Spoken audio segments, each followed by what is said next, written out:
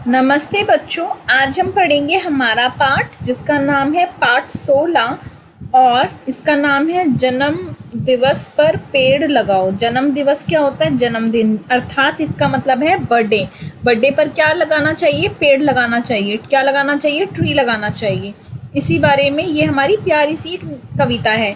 जन्मदिन पर पेड़ लगाओ, जन्मदिन पर क्या करो? पेड़ लगाओ, हरा भरा संसार बसाओ। पेड़ों को लगाकर क्या होगा? हरा भरा हो जाएगा ना, क्योंकि पेड़ क्या होते हैं? हरे हरे होते हैं, तो उससे क्या होगा? हरा भरा संसार हो जाएगा। संसार का मतलब ये दुनिया। जन्मदिन पर पेड़ लगाओ, हरा भरा संसार बनाओ, अर्थात इसका मतलब है कि जन्मदिन पर हमें पेड़ लगाना चाहिए, जिससे जो हमारा संसार है, ये दुनिया है, ये कैसी हो जाएगी? हरी भरी हो जाएगी। जन्म दिवस पर पेड़ लगाओ, जन्म दिवस पर पेड़ लगाओ, हरियाली है, हरियाली से है खुशहाली। हरियाली से क्या है? खुशहाली, यानी कि खुशी है। खुशहाली का मतलब होता है खुशी। खुशहाली का मतलब होता है खुशी।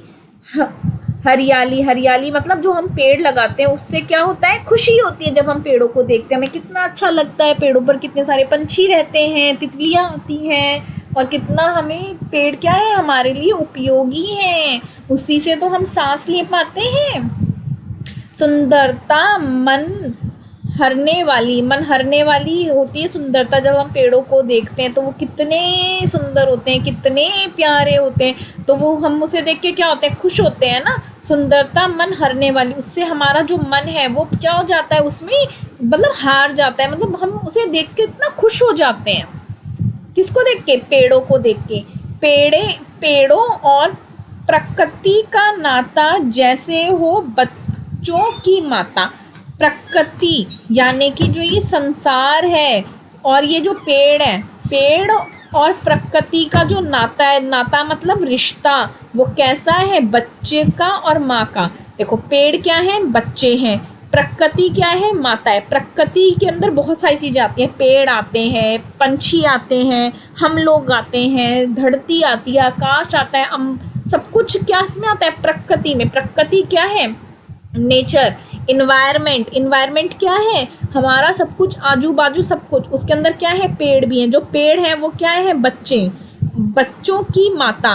पेड़ों और प्रकृति का नाता, यानी कि पेड़ों का और प्रकृति का, इन्वायरमेंट का, धरती का, आकाश का, अंबर का, सारी चीज़ों का जो नाता है वो कैसा है? बच्चों की माँ, बच्चों और उनकी माता जैसा है।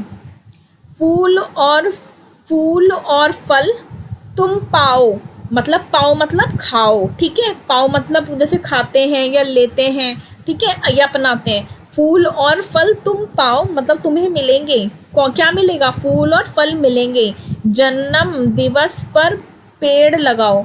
जब तुम जन्म दिवस पर पेड़ लगाओगे तो तुम्हें क्या मिलेगा? फूल मिलेगा और फल भी मिलेगा, ठीक है? फल का मतलब होता है फ्रूट और फूल का मतलब होता है फ्लावर, ठीक है? एक बार हम ये कविता दोबारा से पढ़ेंगे क्योंकि ये कविता बहुत बहुत अच्छी है और ये हमें क्या बताती है कि हमें अपने जन्मदिन पर पेड़ों को लगाना चाहिए, क्योंकि पेड़ लगाने से हमें अच्छा वातावरण तो मिलता ही है, लेकिन उसके साथ साथ हमें क्या मिलता है?